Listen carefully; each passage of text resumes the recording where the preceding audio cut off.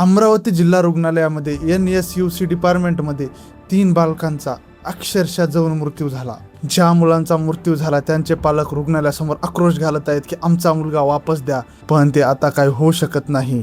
तर झालं असं की अमरावती जिल्हा रुग्णालयामध्ये रात्री 3:15 ते 4:15च्या दरम्यान व्हेंटिलेटरला भीषण आग लागली। त्या आगीमुळे पूर्ण डिपार्टमेंट पेटून उठलं। त्याच प्रकारे पूर्ण काळोख झाला, पूर्ण अंधार पसरून गेला आणि आग पण एवढी होती की काही समजायला भाग पडला नाही। NSUC डिपार्टमेंटमध्ये 39 नवजात बालक ऍडमिट होते। तिथल्या नर्स आणि डॉक्टरांनी खूप प्रयत्न करून 36 मुलांना वाचवले, पण त्यामध्ये 3 बाळांचा जीव मात्र ते वाचू शकले नाही। म्हणजे त्या 3 बालकांचा अक्षरशः जळून मृत्यू झाला। या सर्वांनंतर त्या बाळांचे पालक जे आहेत ते हॉस्पिटल समोर आक्रोश करत आहेत, रडत आहेत, आपलं बाळ वापस पाहिजे म्हणून त्या हॉस्पिटलला मागणी करत आहेत। पण काही पण केलं तर त्यांचं बाळ त्यांना वापस मिळू शकत नाही। ह्या गोष्टीची फार खंत वाटत आहे।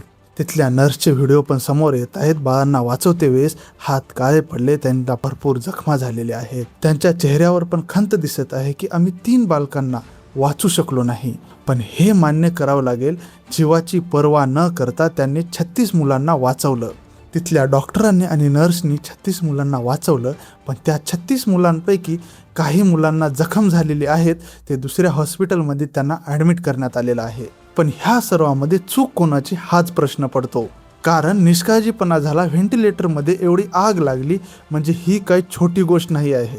असं पण सांगितलं जात आहे की हॉस्पिटलमध्ये जे व्हेंटिलेटर आहेत ते चांगल्या कंपनीचे नाहीत, ते हलक्या कंपनीचे आहेत, ते मेड इन चायना आहेत, त्यामुळे त्याची वॉरंटी नाही आणि ते लवकर खराब होतात। त्याच प्रकारे पालकांनी असं सांगितलं की हॉस्पिटलमध्ये जे फायर अलार्म आहेत, त्याच प्रकारे सुरक्षा यंत्रणे आहेत, ते काहीच कामाचे नाहीत। त्याच्यामुळे आग लागलेलं लवकर समजलं नाही, आणि जर लवकर समजलं असतं तर त्या 3 बाळांचा जीव वाचू शकला असता। जिल्हा रुग्णालयाची सरकारने व्यवस्थित खबरदारी घेतली पाहिजे। एवढा निष्काळजीपणा का होत आहे? सरकारने ज्या बाळांचा जीव गेला त्यांच्यासाठी 5 लाख रुपये आणि जे बाळ जखमी झाले त्यांचा पूर्ण खर्च उचलण्याचा निर्णय घेतलेला आहे। पण आता काही पण केलं तर ज्या बाळांचा जीव गेला ते काय वापस येऊ शकत नाहीत। आपल्या राज्याचे मुख्यमंत्री देवेंद्र फडणवीस प्रत्येक वेळेस समोर येऊन असं म्हणतात की ज्यांनी चूक केले त्यांना मी सोडणार नाही, पण खरंच ह्या प्रकरणामध्ये कुणाची चूक होती त्याची चौकशी करून प्रत्येकाला सजा मिळालीच पाहिजे। पण ज्या लहान नवजात बालकांनी जग पण पाहिले नव्हतं